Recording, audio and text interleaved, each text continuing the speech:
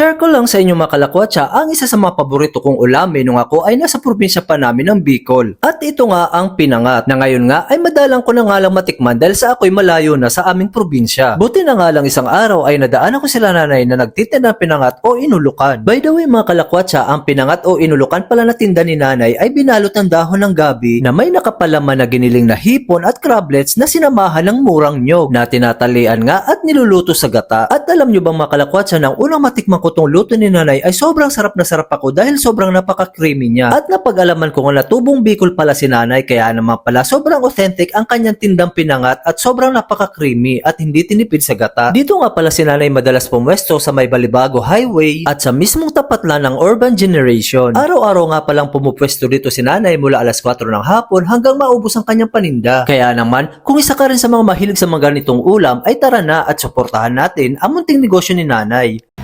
So guys, ito yung yung pinangat na madalas kong binibili dito kay nanay. Nay, isa nga sa akin ay pinangat. Tsaka itong Bicol? Ito?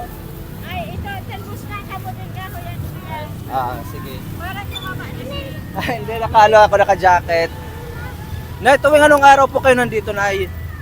Wala, araw-araw nandito ako. Araw-araw. So guys, araw-araw nandito sila nanay nakapwesto. Dito sila madalas nakapwesto sa may tapat ng Urban Generation.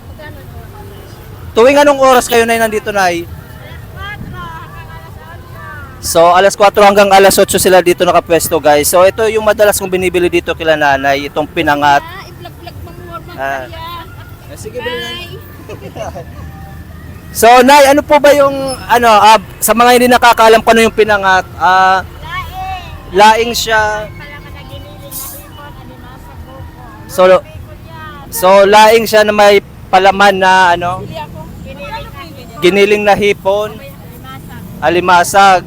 Ayan. Masarap yung pinangat ko. Magkano nga? 35.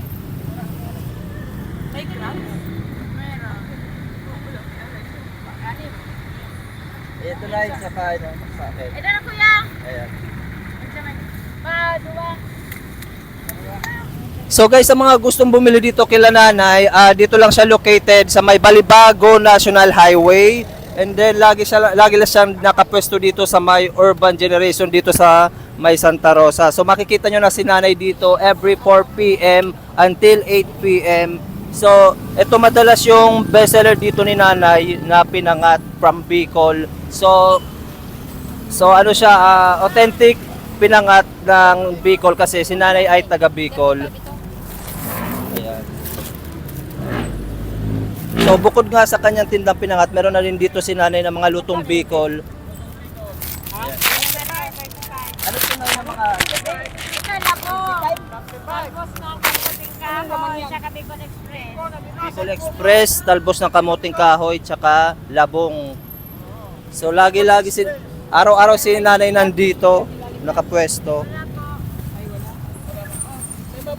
So guys, bumili tayo ng paborito natin. Bilang Bicolano, paborito ko talaga itong pinangat ni nanay dito. Kaya mabili yan. Alas 8 na ubos yan.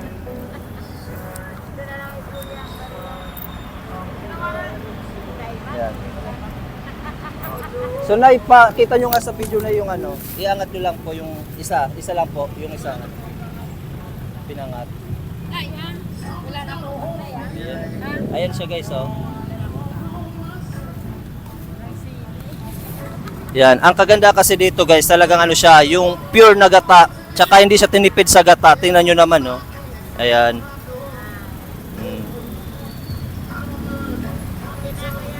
Okay na po. So napabili tayo ng paborito natin. Ayan.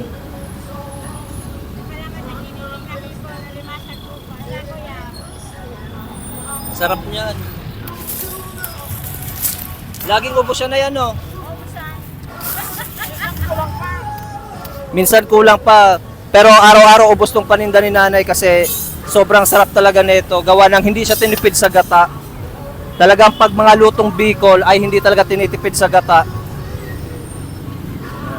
So guys, sa mga gustong matikman itong pinangat ni nanay, nandito lang siya located again dito sa may Balibago Highway, katapat lang ng Urban Generation Santa Rosa. Ayan.